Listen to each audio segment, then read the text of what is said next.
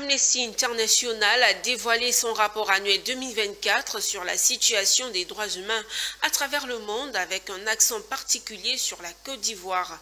Le document dresse un état des lieux des avancées et des reculs observés au cours de l'année écoulée, aussi bien au niveau national que régional et international. Cette présentation officielle marquée par la participation de la presse locale, d'organisations de défense des droits de l'homme, de représentants politiques et du ministère de la Justice a suscité un vif intérêt et relancé le débat sur les libertés fondamentales dans le pays. Reportage de Fulgence Cano. Le rapport annuel 2024-2025 d'Amnesty International dresse un tableau préoccupant dans le monde de la situation des droits de l'homme.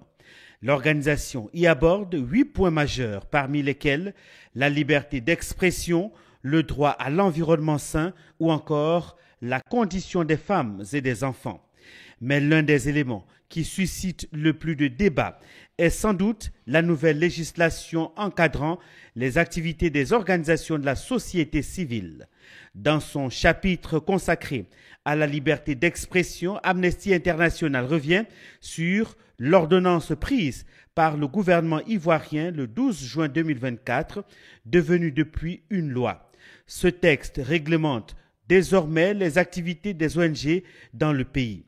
Une initiative que plusieurs organisations locales perçoivent comme une tentative d'ingérence de l'État dans leur fonctionnement interne, notamment en matière de finances et de gestion de projets. Oui, on ne peut pas être le premier pays où il y a une loi pour les défenseurs des droits humains et puis dans ce pays on ne peut pas organiser une marche, on ne peut pas faire un sit-in. Et nous pouvons en profiter aussi pour dénoncer l'arrestation du syndicat du Gari. Oui, en tant que syndicaliste, sa place n'est pas dans les prisons. Non, sa place est dans des écoles. Il faut qu'il soit libéré. Et pour Amnesty, une personne qui est arrêtée pour ses idées, on demande sa liberté immédiate et sans condition, parce que c'est un prisonnier d'opinion. Nous avons mis l'accent aussi sur les encagoulés, parce que ce n'est pas normal pour un pays qui est le premier pays à avoir une loi pour les défenseurs des droits humains, qui a une constitution qui garantit tous les droits des défenseurs des droits humains, garantit les droits et les devoirs du citoyen. Et dans cette loi, pour des personnes qu'on veut convoquer à la police facilement, on va avec des personnes encagoulées, puis traumatiser les enfants de ces personnes, mettre des kalachnikovs sur la tête d'un enfant de 7 ans, sur des petits filles. Non. Voilà. On demande au procureur, si ces personnes sont interpellées, il y a des voies légales pour les convoquer, pour les entendre. Et non les prendre de cette manière et traumatiser toute une famille à vie.